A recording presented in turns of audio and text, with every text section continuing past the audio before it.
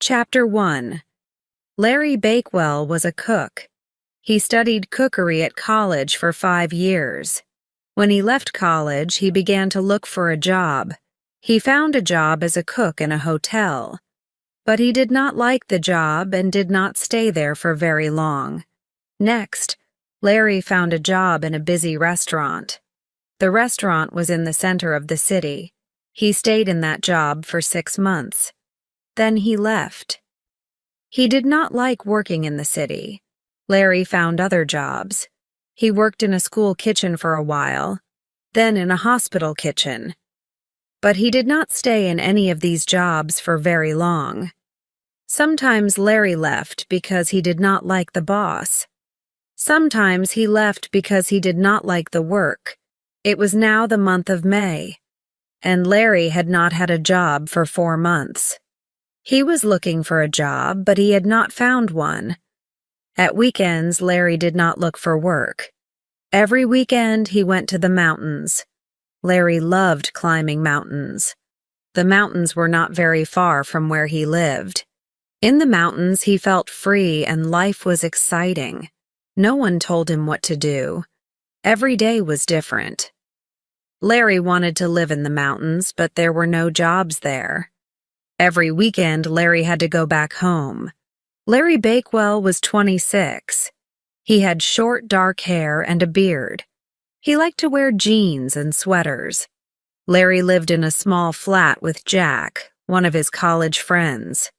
The flat was in a large house in the suburbs of the city. Larry and Jack had their own rooms. The walls of Larry's room were covered with pictures of mountains and mountaineers. There was climbing equipment on the floor. "Bakewell is a good name for a cook," Jack often said, and laughed. "I've got a good name for a cook," Larry replied, "but I can't find a job that I like." "There must be some exciting jobs somewhere," Jack said. "Working in a kitchen isn't exciting," replied Larry. It was Monday morning and Larry had to look for a job. He bought a newspaper from the small shop at the corner of the street. It was raining and the streets were wet. People were walking to work in the rain. "I must find a job soon," he thought sadly. As he walked home, Larry quickly looked through the pages of the newspaper. There were a lot of advertisements for jobs, but Larry did not like any of them. He stopped thinking about the jobs. He began to think about climbing in the mountains. Suddenly he stopped. He began to read the newspaper more carefully. There was an advertisement on the back page of the newspaper. It was an advertisement for a job. A very unusual job. "This looks interesting," Larry said to himself. Chapter 2. Larry forgot about the mountains. He stood outside the flat and did not open the door. He read the newspaper advertisement again and again. Cook wanted. Are you an experienced cook? Are you 25, 30 years old? Are you strong and healthy? Have you climbed mountains? I am taking an expedition to the mountains of northern Afghanistan and we need someone to cook for us. It is a scientific expedition to search for the Toruk, a strange creature that lives in the mountains of Afghanistan. No expedition has seen the Toruk. We will find it. Apply as soon as possible to Professor Max Lugner, Museum of Natural Science, London. Larry opened the door of the flat. "Jack," he shouted, "look at this advertisement." "What is it?" Jack asked. "Have you found a job?" "Look at this," Larry said again, very excited. They both read the advertisement together. "You are an experienced cook," said Jack, "and you have climbed mountains." "And I'm 26 and strong and healthy," said Larry. "This is the job for you," said Jack. They both read the advertisement again. Then Jack started to laugh. "But this is silly," he said. "No one has seen this creature, the Toruk. They are going to look for something which no one has seen." "It isn't silly," Larry replied. "It's a job for a cook, and it's a job in the mountains. It's the job I've been looking for." In the afternoon, Larry went to the library. He did not go to the library often. He did not like libraries. Everyone in the library was sitting quietly and studying hard. But Larry wanted to learn more about the Toruk and about Professor Lugner. Larry went up to the librarian and asked, "Where can I find books about animals?" The librarian pointed to a long shelf on the other side of the library. "You will find books about animals over there," the librarian said, and smiled. Larry looked through the books carefully. Some of them were old and dusty. At last, he found a book with the title Monsters. Fact or Fiction?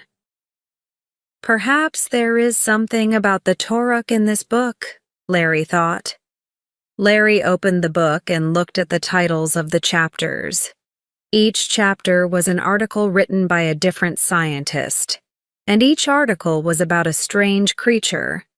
Larry looked for a chapter about the Toruk. 1. The Abominable Snowman of the Himalayas by Sir Nugent Grant 2. The Rock of Arabia by Mohammed Ben Salah 26-3. The Loch Ness Monster by Angus MacLeod 31. In Chapter 5, Larry found what he was looking for. 5. The Toruk's Claws by Max Lugner 78. Larry quickly turned to page 78 and read the first paragraph of Professor Lugner's article. "I have led 3 expeditions to Afghanistan. Each time we have seen the marks of the Toruk's claws, but we have never seen the Toruk. On the last expedition, the men who saw the claw marks disappeared mysteriously on Mount Kanchen. I believe they were killed by the Toruk. I have seen the claw marks, and I am certain that the Toruk lives in the mountains of Afghanistan." "That's strange," Larry thought. "All the other men who have seen the claw marks are dead.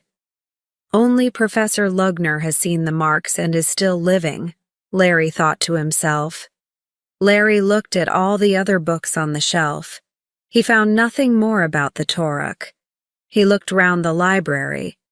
Everyone was sitting quietly. They were reading books and studying. Suddenly, Larry decided, "I'm going to apply for the job," he said aloud. Everyone stopped reading and looked up at him. Larry ran out of the library. He went to the nearest telephone. Professor Lugner's secretary answered the telephone. "I'm applying for the job of the cook with Professor Lugner's expedition," Larry said. Chapter 3. A few days later, Larry traveled down to London. He was going to an interview with Professor Lugner. He did not like going to London. The city was crowded and dirty, and he had to wear a suit for the interview. He did not like wearing a suit. Larry was early. He arrived at the Museum of Natural Science at 10:15. His interview with Professor Lugner was at 11 o'clock. "I'll look around the museum before the interview," Larry thought to himself. He went into the large hall of the museum. In the center of the hall, there were skeletons of huge animals and birds. Larry looked at the skeletons. He read the notices underneath each of them. Time passed very quickly. Larry looked up at the clock. It was 5 to 11. "My goodness, I must hurry," Larry said to himself. Professor Lugner's office was at the end of the large hall. "Come in, Mr. Bakewell," the professor's secretary said politely. "Professor Lugner will be here in a minute." Larry sat down and waited. He saw a door with the professor's name on it. There were 3 other people waiting. "Are they applying for the cook's job too?" Larry thought. He did not want to look at them. He picked up a newspaper and began to read. A bell rang. The secretary said, "Mr. Bakewell, Professor Lugner will see you now." Larry got up and the secretary showed him into the professor's room. It was a large office. On the walls, there were maps and photographs of the other expeditions, but Larry did not see them. He was looking straight in front of him. He was looking at a huge, strange creature, half bird, half animal. "The Toruk," said Larry. The creature was about 9 feet tall. Its head touched the ceiling of the room. Larry looked at its large, black eyes and long beak. It had a long beak like a bird, but it did not have wings. Long, hairy arms rested at its sides. It had huge red claws on its hands and feet. "Those claws have killed 4 of my friends," said a voice. Larry had not seen the man who was sitting at the desk beside the creature. "I am Professor Max Lugner," the man said. The professor was a small man, about 40 years old. He stood up and shook Larry's hand. Professor Lugner had thin gray hair and a small gray mustache. The professor pointed to the creature beside him. "This is the Toruk," he said. "Beautiful, isn't he?"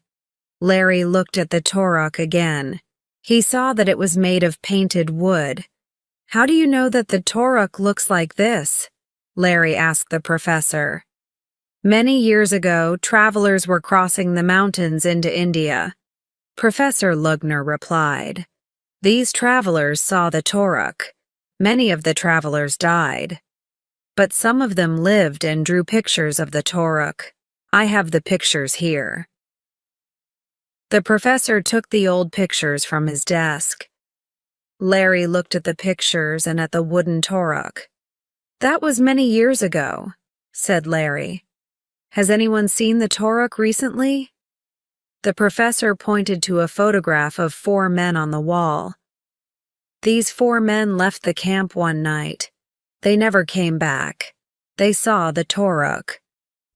"If the expedition finds the Toruk," Larry said. "If we find him," said the professor angrily. "There is no if. We shall find him." The professor did not speak for a few moments. He walked around the room. At last he stopped beside a large bookshelf. On the bookshelf there were many books about the Toruk. "I have written many books about the Toruk," the professor said. "I will write one more book. When I have seen the Toruk myself, I will write my last book. I will tell everybody what it looks like." The professor turned to Larry. "Now I must ask you some questions," he said. He asked Larry about his other jobs and about mountaineering. Larry answered the professor's questions, but he looked all the time at the wooden Toruk. He looked at the Toruk's cruel red claws. Then the professor asked Larry his last question. "You believe that we will find the Toruk, don't you?" "Yes, of course," Larry replied, but he was not sure. Chapter 4. After the interview, Larry could not sleep very well. Every morning he got up early. As soon as the postman came, he ran to the door. But the postman did not have any letters for him. At last a letter arrived. The words "Museum of Natural Science" were on the envelope. Larry opened it quickly. He read the first few lines. "Museum of Natural Science, London SW7, the 5th of June, 19. Dear Mr. Bakewell, we are pleased to offer you the job of cook on our expedition to northern Afghanistan." Larry did not read any more. "Jack!" he shouted. "Jack, I've got it." Jack was in the kitchen eating his breakfast. "Got what?" he asked. "I've got the job," said Larry. "I'm going to Afghanistan." "Congratulations, Larry," Jack said. "Now sit down and have some breakfast." "I can't eat now," replied Larry. "I'm too excited." "Well, when do you leave?" Jack asked. "I haven't read all the letter yet," Larry replied. He began to read the rest of the letter aloud.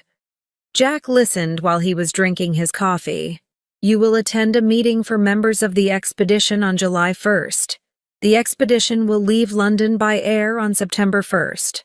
We will reach Kabul, the capital of Afghanistan, the following day. When we have found guides, we will leave for the mountains. We will begin our search for the Toruk on September 16th. We will soon see the Toruk. Yours sincerely, Max Lugner, Expedition Leader. Professor Lugner is sure that he will find the Toruk, Jack said when Larry had finished reading the letter. Yes, replied Larry. I can't understand him. He has never seen the Toruk, but he is sure that he will find it. Jack finished his breakfast. He was in a hurry. He had to run to the station. His train left in 5 minutes. I have 3 weeks before the meeting on the 1st of July, Larry said to himself. I will find out more about Professor Lugner and the Toruk. Larry had 3 questions and wanted to find the answers to these questions. He wrote the questions in a notebook. I'll have to go to the library, he thought. He put on his jacket and walked to the bus stop. Larry went to the library every day for the next 3 weeks. He looked at old newspapers. He read books about Afghanistan. In the evenings, he wrote letters. He wrote to the people who had been with the professor on the other expeditions. He found some of the answers to his questions. But he also found other questions that had to be answered. Perhaps I will find the answers to the other questions when I am in Afghanistan, he thought to himself. Here is what Larry wrote in his notebook. Questions 1. 4 men disappeared on other expeditions. Did the Toruk kill them? Why did no one find their bodies? 2. Has anyone been on more than one expedition with the professor? 3. The professor says, the Toruk has killed many travelers. Were their bodies found? Did the Toruk kill them? Answers 1. The professor said the Toruk killed them. Other members of the expedition said, we did not look for the bodies. The weather was too bad. Why does the professor think the Toruk killed the men? 2. No. The professor always goes with different people. Why? 3. Many travelers have died in the mountains. The bodies of some of them were found. Were these travelers killed by the Toruk? Chapter 5. On the 1st of July, Larry traveled to London again. Once more, he walked through the large hall in the Museum of Natural Science. Once more, he looked at the huge skeletons of animals and birds. The members of the expedition met in a room at the back of the museum. There were 15 members, scientists, a doctor, and a quartermaster. The quartermaster looked after the equipment. And, of course, there was the cook. There were many large boxes and metal cases. The boxes had labels on them: ropes, food, medical supplies, photographic equipment. The quartermaster was bending over the boxes. He was a young man, about the same age as Larry. He was wearing a dark green shirt and sweater. The quartermaster stood up and spoke to Larry. Are you the cook? He said. I'm Greg Chaplin, the quartermaster. How do you do? They shook hands. What was your job before you joined the expedition? Larry asked Greg. I was in the army, replied Greg, but I got tired of life in the army. I wanted to do something different. I applied for the post of quartermaster, and the army let me come on the expedition. Larry was pleased. I wanted to do something different too, he told Greg. That's why I applied for the job of cook. They spoke for a few minutes. Then Greg said, We must do some work now. He pointed to the large cases marked food. These boxes hold all our food, Greg explained. Larry looked carefully at the boxes. Underneath the food boxes there was another box. It was a large metal box. It had a label on it which said, "Professor Lugner Private, do not open." "What's in this box?" Larry asked Greg. Before Greg could answer, Professor Lugner ran into the room. He was holding a telegram in his hand. Everyone stopped talking. "Gentlemen," the professor said, "I have received a telegram from Kabul. Wonderful news. Some travelers have seen the Torok's claw marks. The marks were in the snow near the Mantra Pass. That is 4 days' journey north of Kabul." They all talked excitedly. The professor pointed to a large map on the wall. "We will follow this track through the Afghanistan mountains," said the professor, pointing to the map. "We will start here. This is a village called Khalid. The road ends there.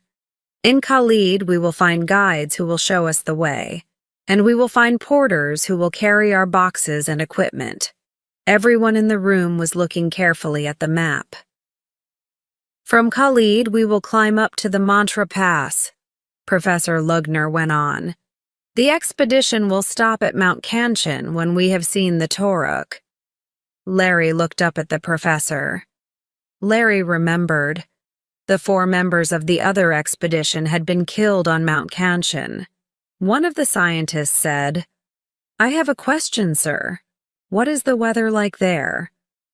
The professor looked unhappy.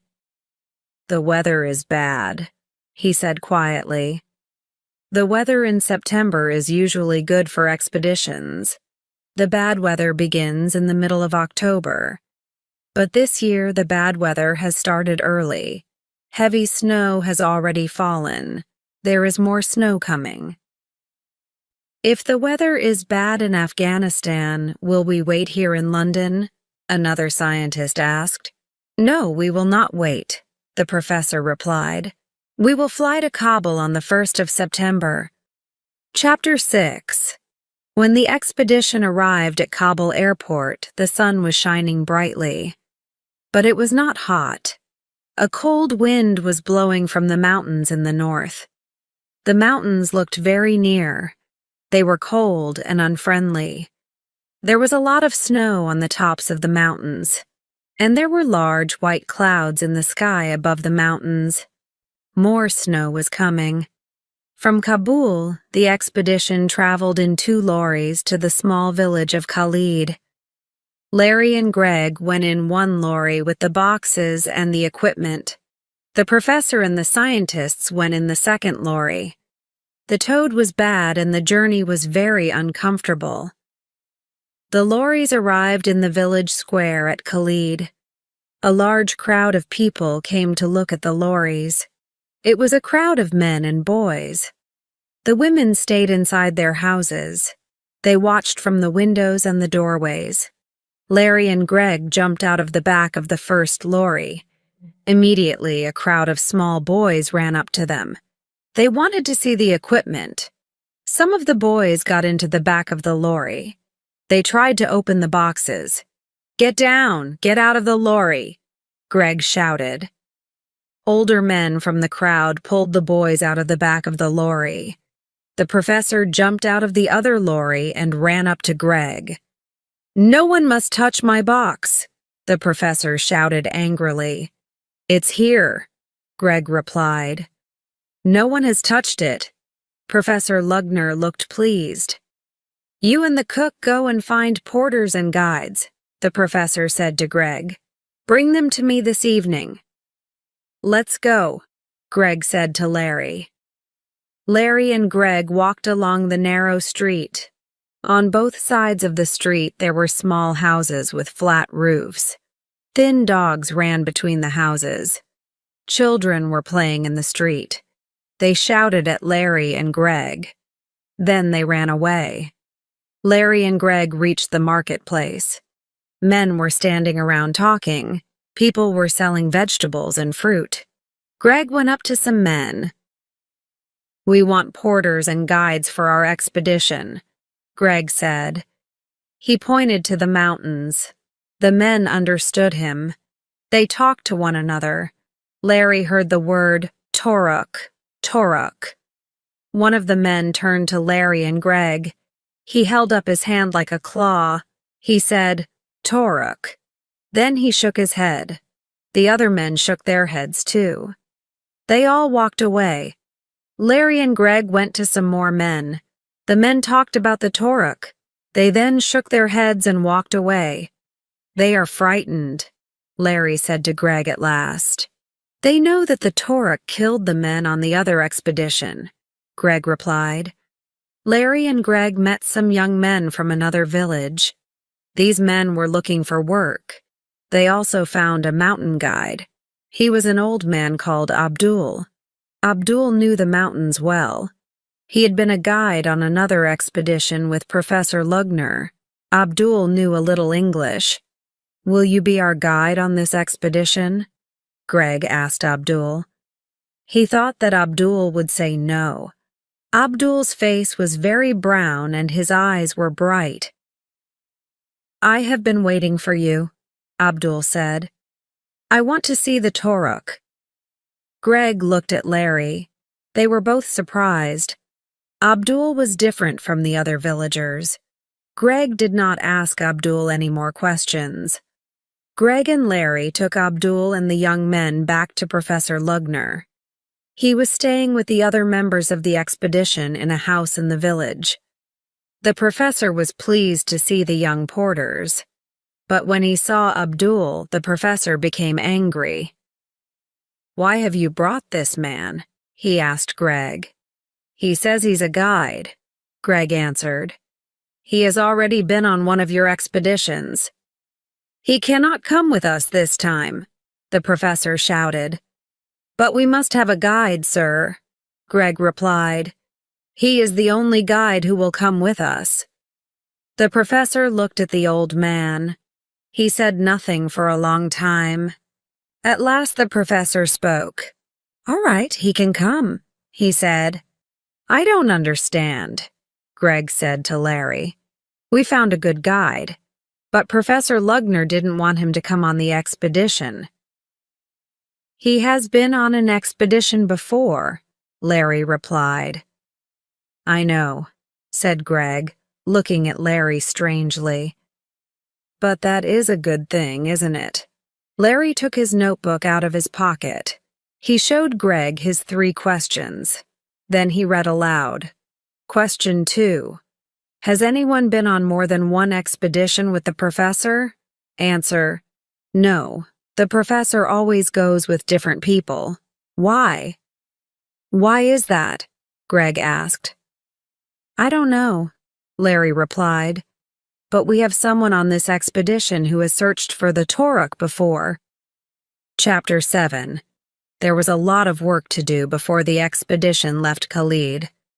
Greg had to check the equipment carefully. The doctor had to make sure that all the porters were healthy. This was not easy. The porters were afraid of the doctor. We are healthy. We do not need a doctor, they said. The scientists walked around Khalid and other villages. They asked the villagers about the Toruk. Have you seen the Toruk? They asked. What did the Toruk look like? The villagers did not want to talk about the Toruk. They were frightened. If we talk about the Toruk will kill our children, the villagers told the scientists. Some of the villagers showed the scientists teeth and hair. These come from the Toruk, they said. If we wear these around our necks, the Toruk will not kill us. The scientists looked carefully at the teeth and the hair. They were the teeth and hair of horses and cows. Abdul wanted to leave soon. He knew the mountains. He understood the weather. The clouds are on the tops of the mountains, Abdul said to Larry. That is bad. The wind is coming from the north. There will be more snow.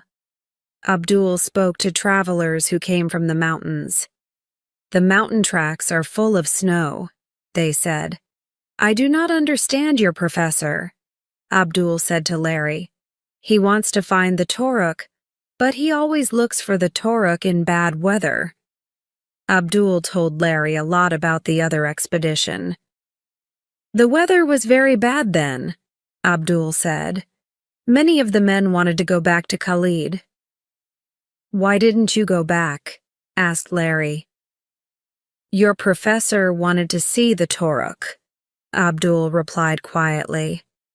4 men died, but your professor was happy. He saw the Toruk's claw marks. Now he is well known. He is famous. Yes, thought Larry. Professor Lugner got his job at the Museum of Natural Science because of that expedition. Larry turned to Abdul. But why do you want to go on this expedition? He asked.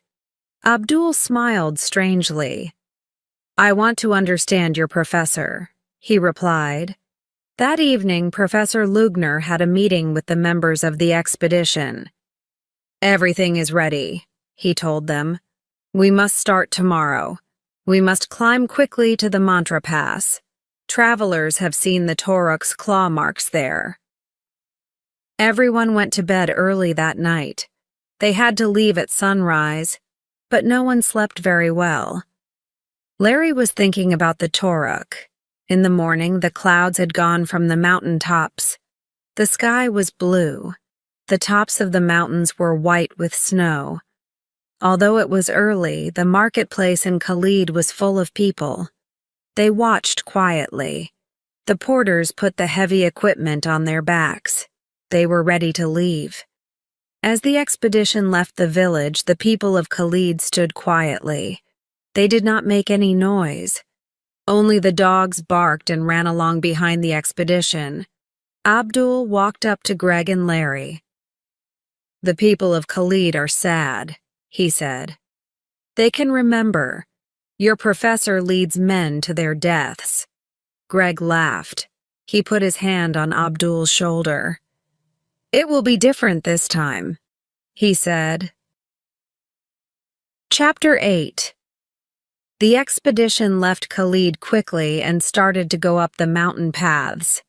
The paths were stony and it was not easy to walk on them, but there was no snow. Sometimes the expedition met travelers on the road. They were coming from the north. Their tired horses were carrying heavy goods. They were going to sell their goods in the markets of Kabul. Professor Lugner talked to the travelers about the Toruk. Have you seen the Toruk or the Toruk's claw marks? The professor asked them. The travelers talked quietly to each other before they replied. We have not seen the Toruk, they said at last. But they told the professor about men who had been killed by the Toruk. Afterwards, Abdul talked to the travelers and asked them about their journey. The weather has been very bad, Abdul said to Larry. The Mantra Pass is full of snow. It is very dangerous. Are you going to tell the professor? Larry asked. He won't listen, Abdul replied. He does not want to know about the weather. He wants to find the Toruk. The expedition climbed higher up the mountain paths. Larry was very happy. He was in the mountains. He had a job which he liked. Every day was different. Larry sometimes thought about his jobs in England. I shall never like a job in England again, he said to Greg one day.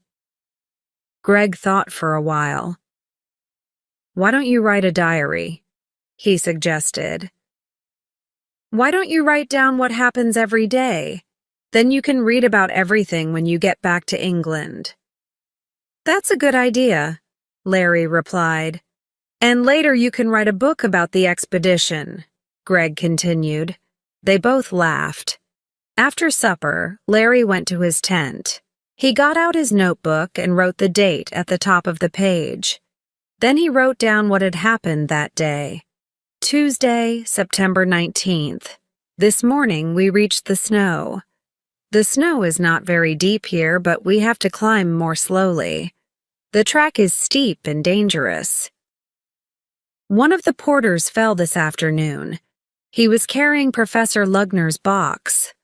Nothing broken, but the professor was very angry. He did this every night. He made a diary of what happened on the expedition. Wednesday, September 20th. We have climbed higher now, and the snow is deeper. There are clouds all around us. Abdul is a very good guide, but he does not like Professor Lugner. He watches the professor very carefully.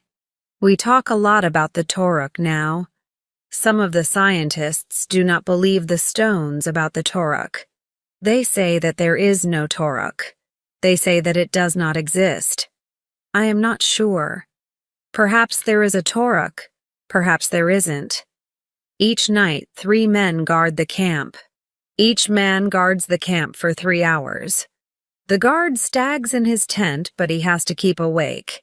He has to listen for the Toruk. Greg is guarding the camp tonight. Thursday, September 21st, today heavy snow fell. We have not left the camp. The wind is very strong. It is difficult to walk. Some the scientists went to see the professor today. They want to go back to Khalid.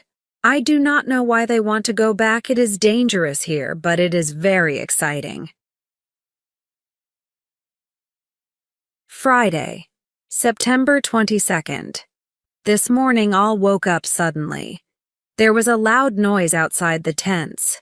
The ground was shaking. The porters began to shout. I locked out of the tent. The air was full of snow. It was pawing the rocks above us.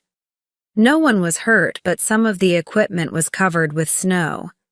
We have been digging the equipment out of the snow all day. Tomorrow we will reach the Mantra Pass. Then perhaps we see Toruk. On Friday evening, when Larry finished writing, he was very tired. Everyone was asleep. Larry put out the light. He listened to the wind. He soon fell asleep. Chapter 9. The next morning, Larry woke up early.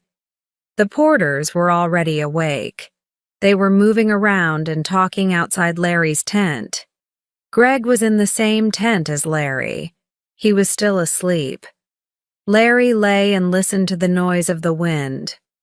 What will happen today? He thought to himself. Suddenly, one of the porters began shouting, Toruk! Toruk! Larry sat up and listened. What's that?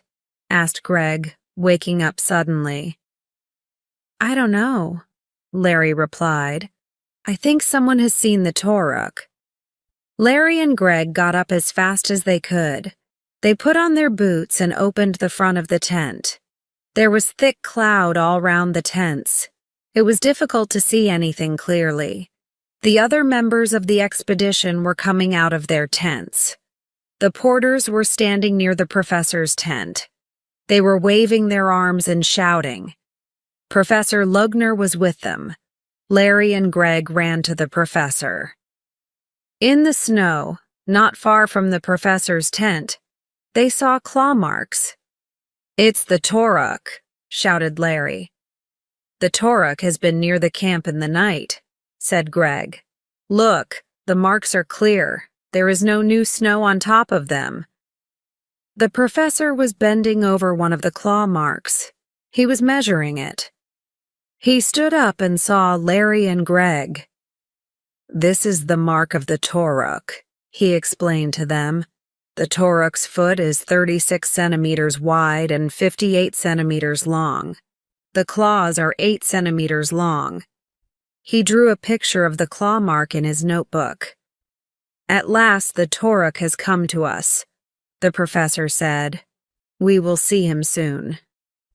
I hope I don't meet him first, Greg said to Larry. Why didn't the guard see the Toruk? Larry asked suddenly. I don't know, replied Greg. Where is the guard? Soon everyone was asking the same question. The guard was a young scientist called Guy.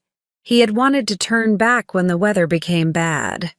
Perhaps he has gone back alone, someone said. He wasn't very happy about the expedition. That's impossible, said another scientist.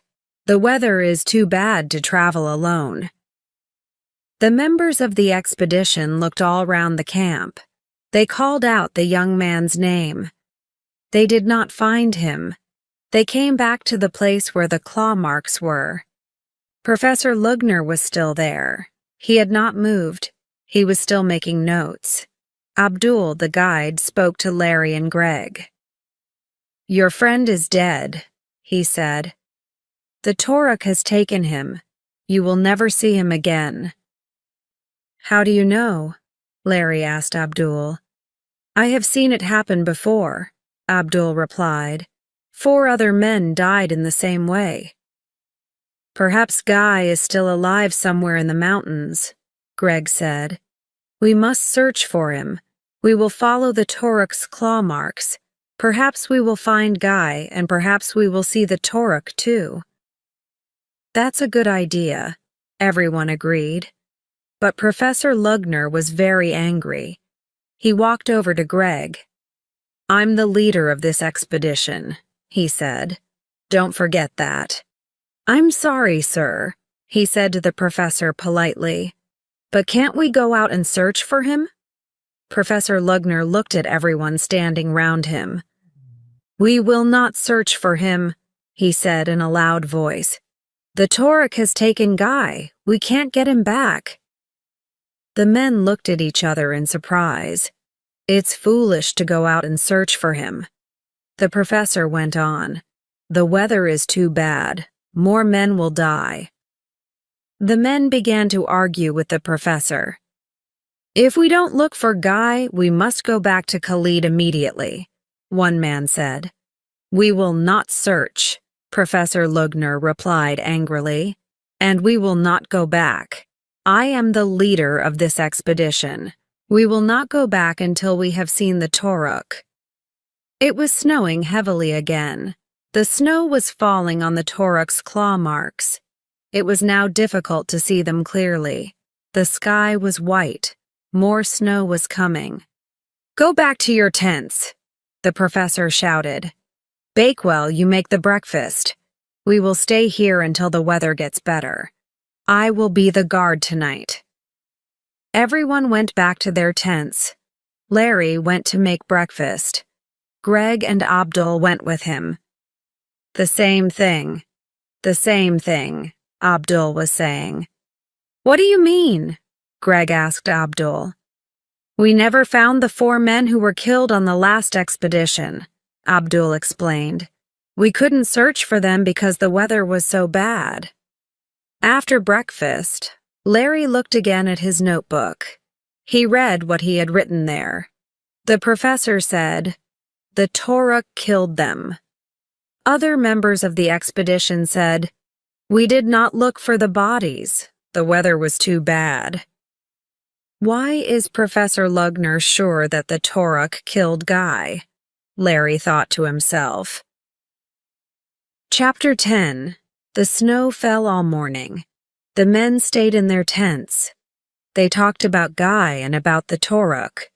Many of the men did not agree with Professor Lugner. "We must look for Guy," they said. "Perhaps he is still alive. We don't know that the Toruk has killed him." "The professor thinks only of the Toruk," others said. "He does not care about Guy." The porters were also talking about the Toruk. Abdul was very worried. In the afternoon, the snow stopped and the weather was better. It was now possible to look for Guy. Some of the scientists went to talk to Professor Lugner. "We want to search for Guy," they said to the professor. Professor Lugner did not argue. "All right," he replied. "It is very dangerous, but you can go." It was difficult to search. They could not see the Toruk's claw marks. They were covered by the snow. After 3 hours, the men came back. They had not found anything. While the men were searching, some of the porters went to see the professor. Abdul went with them. "Many of the porters want to go back to Khalid," Abdul said to Professor Lugner. "The weather is too bad. We cannot go on. and the porters are afraid of the Toruk." The professor listened. At last he spoke. "They can go back," he said. Abdul was surprised. He looked at the porters and then he looked at the professor. "But who will carry all the equipment?" he asked. "The expedition will not leave this place," Professor Lugner replied. "We will look for the Toruk in the Mantra Pass." "But how will you get back to Khalid without the porters?" Abdul asked. "We do not need porters," the professor replied angrily.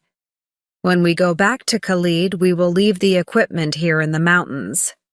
He looked at Abdul. "You don't want to see the Toruk," he said.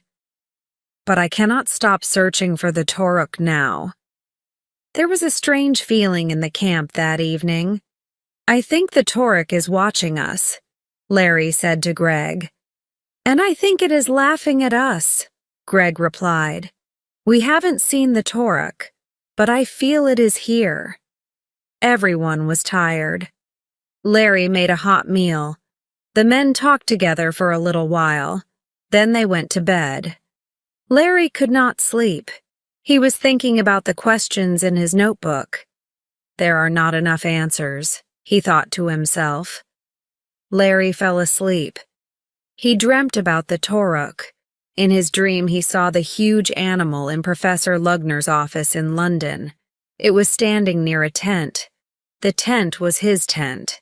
The Toruk was trying to tear the tent with its sharp claws.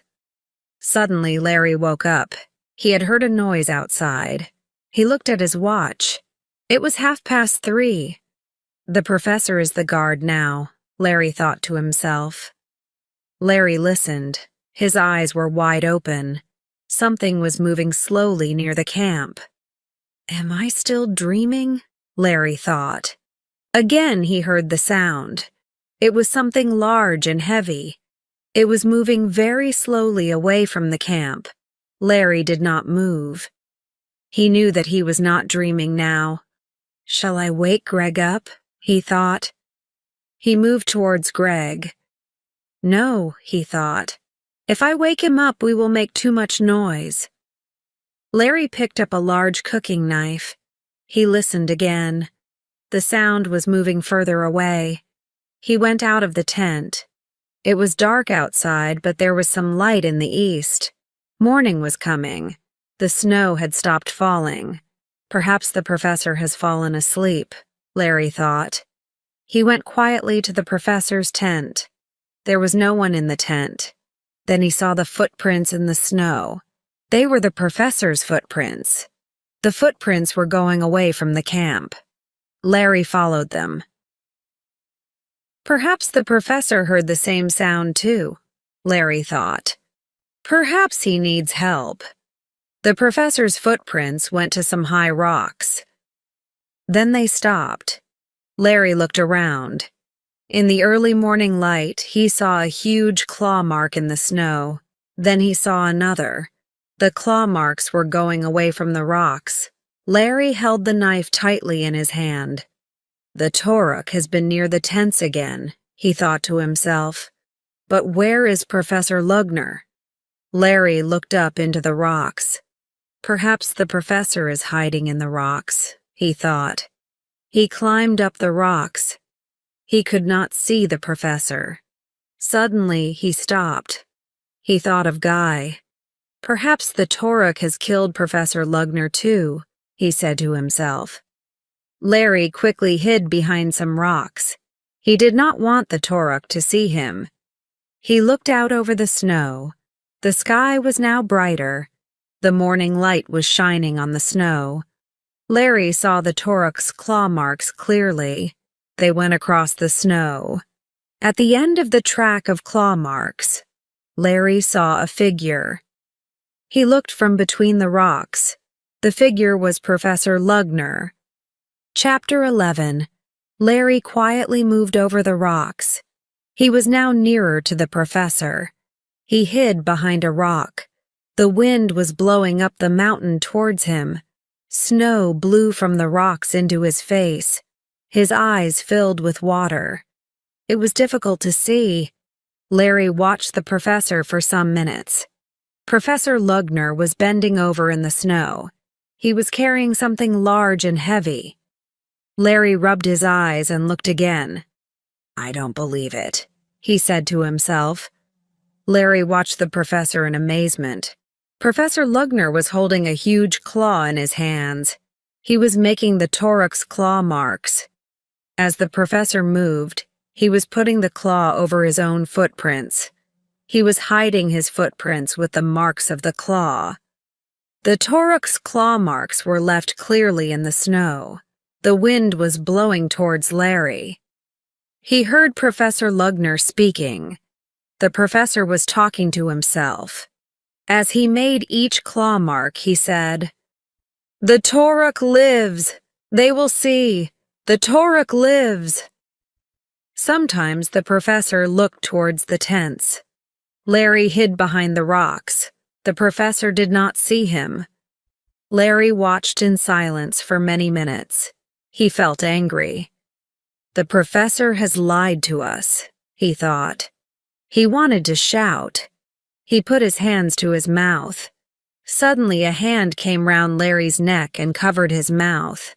Another hand pulled his knife away from him. Larry fell backwards. Then he saw Greg and Abdul. They were bending over him.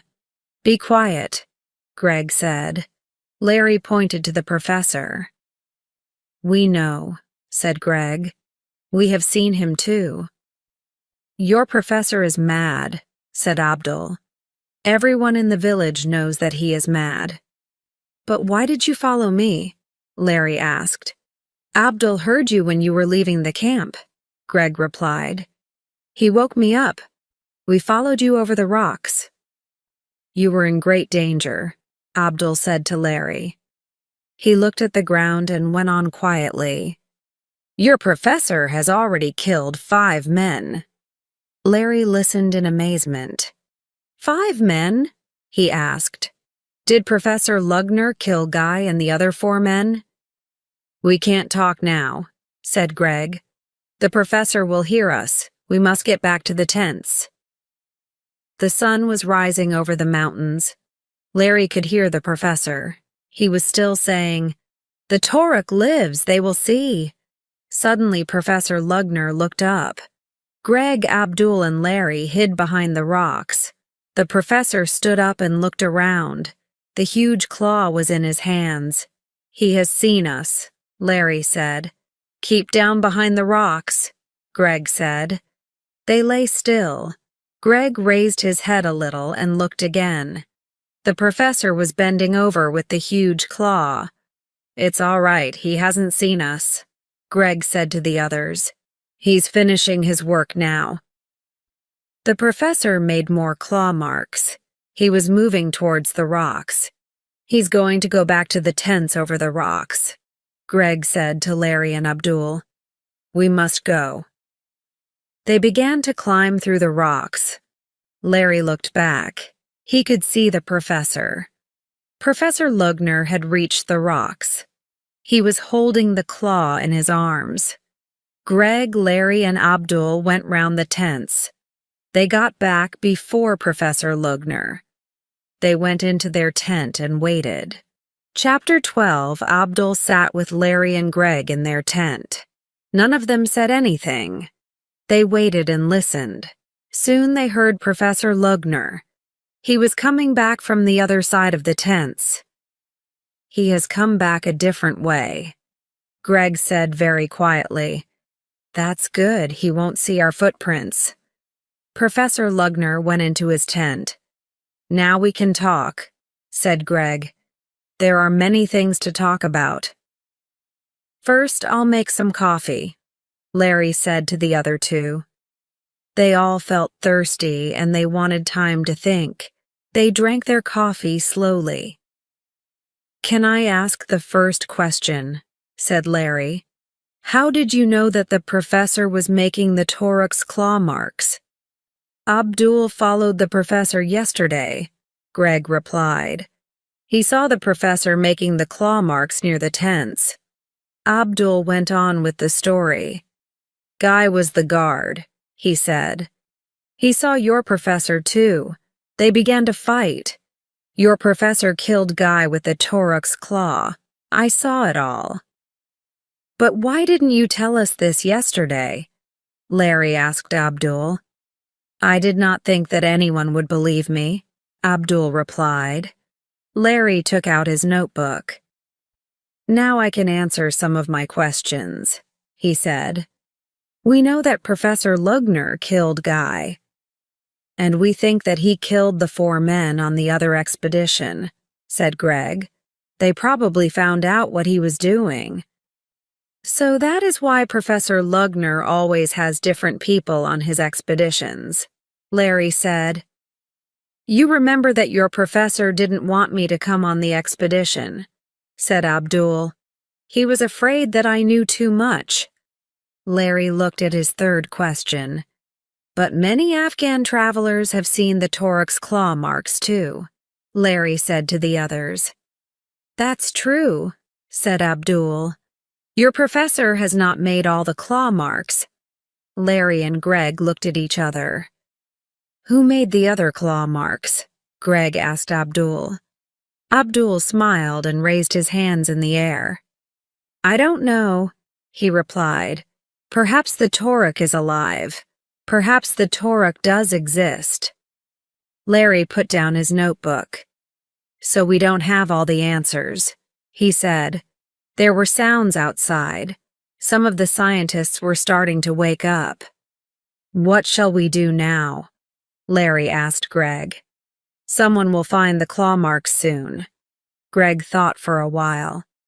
We can't stop the expedition now, he said. I want to find the real Torok. Perhaps it is alive. But Professor Lugner may kill again, Larry said. Abdul looked up. Your professor is mad, he said to Larry. If you say anything, he will kill you. Greg turned to Larry. All right, he said. We won't tell anyone what we have seen, but we must watch Professor Lugner all the time. Larry agreed. It was time for breakfast. He had to make the food for everyone. He got up and went out of the tent. Greg followed him. Someone will find the Torok's claw marks soon, said Larry. Perhaps it will be Professor Lugner, Greg replied. He doesn't want the scientists to see his footprints near the Torok's claw marks. The professor will find my footprints in the snow, Larry said to Greg. He will know that I saw him last night. Come on, Larry said. We must hurry. We must find the Torok's claw marks before the professor does. They quickly ran towards the rocks. As they went, they ran over Larry's footprints.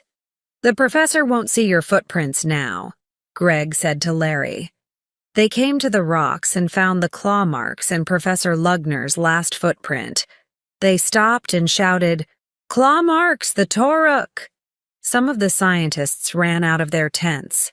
They came up to Larry and Greg and looked at the claw marks. Everyone was excited. Professor Lugner came up to them. He looked worried. He knows that we have seen his footprint beside the Torok's claw mark, Larry thought to himself. He wanted to get here first. Greg began to talk to some of the scientists. He wanted the professor to hear him. Professor Lugner has already seen the claw marks, he said. He saw them last night. Look, here are his footprints. Professor Lugner looked surprised. He spoke slowly. Yes, I saw them last night, he said. I was going to tell you all after breakfast. I did not want to frighten the porters again. Greg walked up to the professor and shook his hand. Congratulations, sir, he said. You must be very happy. We are sure to see the Torok soon. That is my dream, he said. Many people say that the Torok does not exist, but now we know that he does. He began to speak more loudly. The Torok lives, he went on. They will see. He is alive. Larry looked at Greg. They remembered those words. Greg spoke again to the professor. "Bakewell and I want to guard the camp tonight, sir," he said. "We want to see the Toruk." Professor Lugner agreed. "Who will be the other guard?" Professor Lugner asked the scientists. "It is very dangerous. The Toruk has already taken one man." Abdul came to the front. "I will be the other guard," he said. The professor looked at him and said nothing. "If Abdul is the other guard, the porters will feel happier," one of the scientists said. The others agreed. The professor looked down at the Toruk's claw marks, and then at Abdul. Abdul smiled. "All right, Abdul will be the other guard," the professor said. Then he walked away. Chapter 13. Larry cooked breakfast. Everyone ate together, but Professor Lugner was not there. He stayed in his tent. Everyone was talking about the Toruk. Larry, Greg, and Abdul did not say anything about what they had seen. After breakfast, Professor Lugner talked to the men.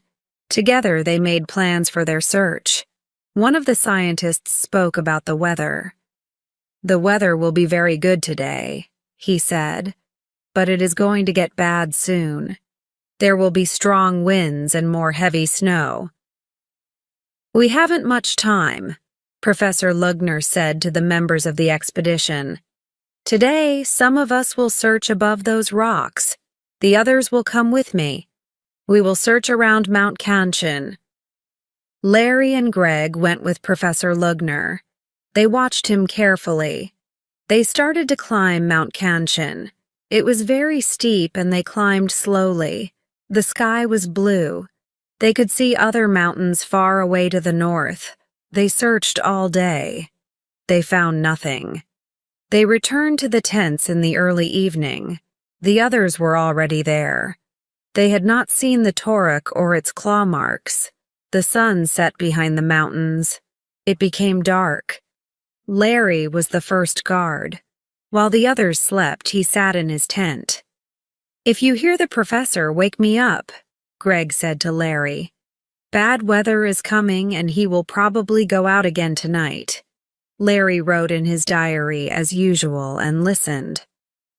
"What am I listening for?" he asked himself.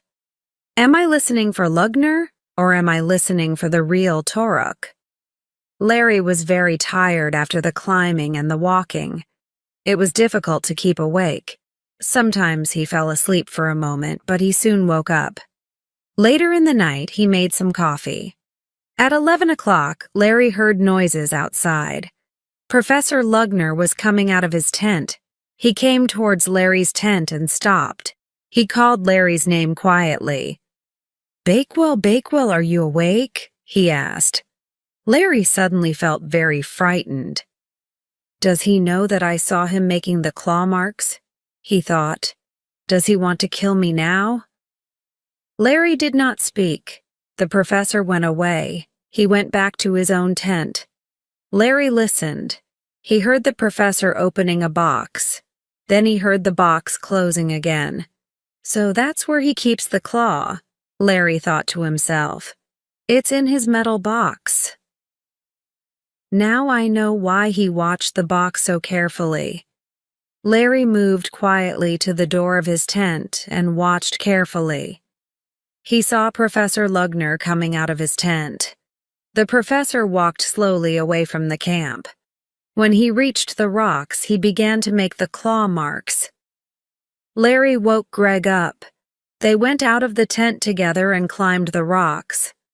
The professor was going a different way this time. He climbed a small hill of snow towards the north. Larry and Greg could not see him now. "Shall we follow him?" Larry asked Greg. "No," Greg replied.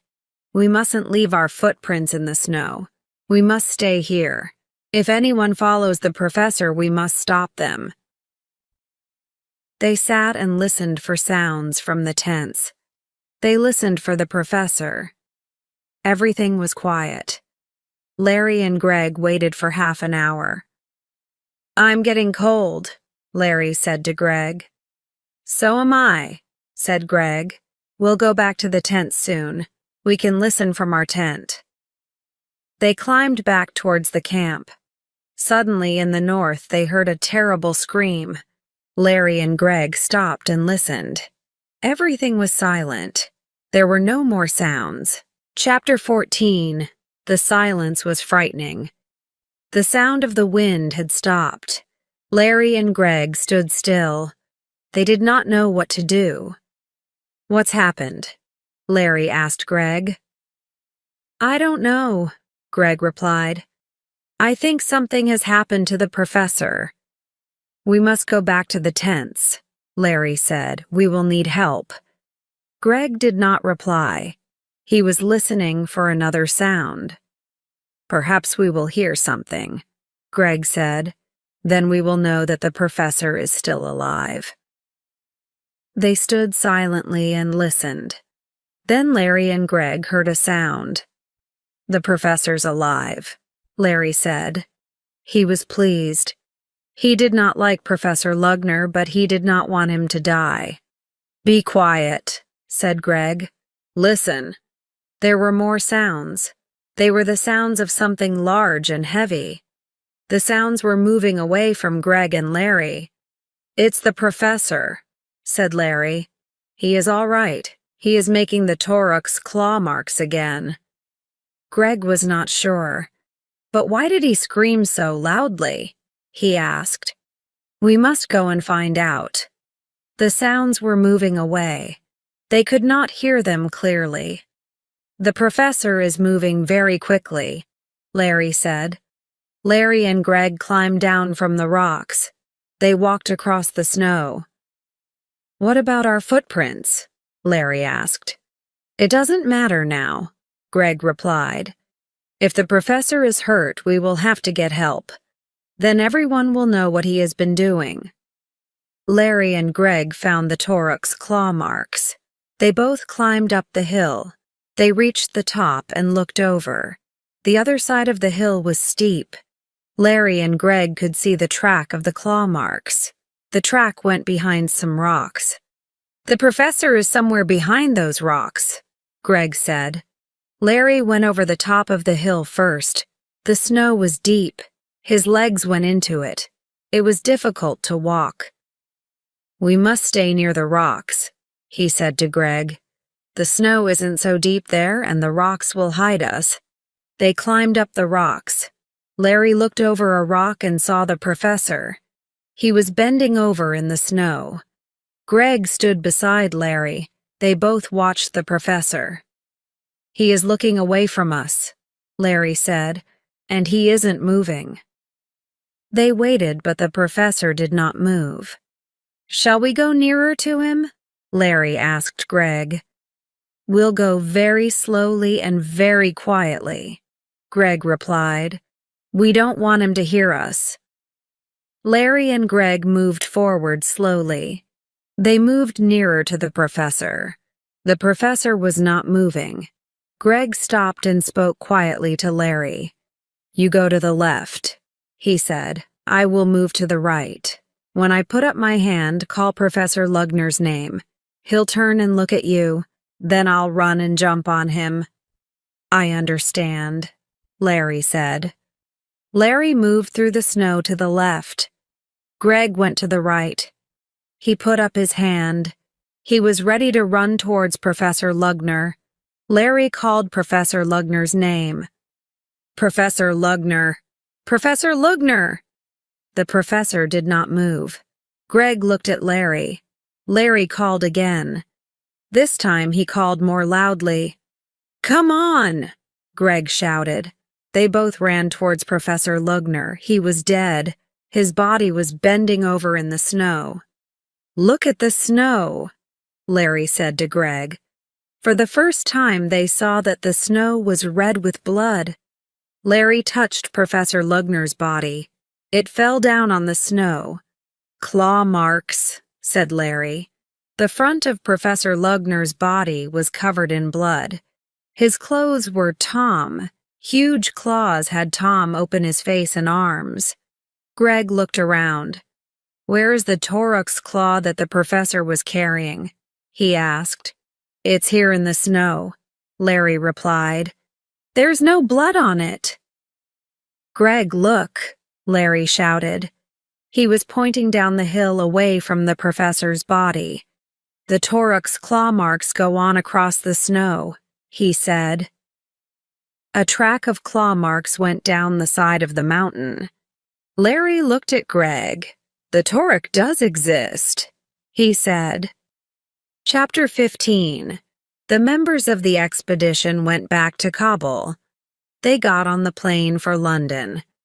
At London Airport, newspaper and television reporters were waiting for them.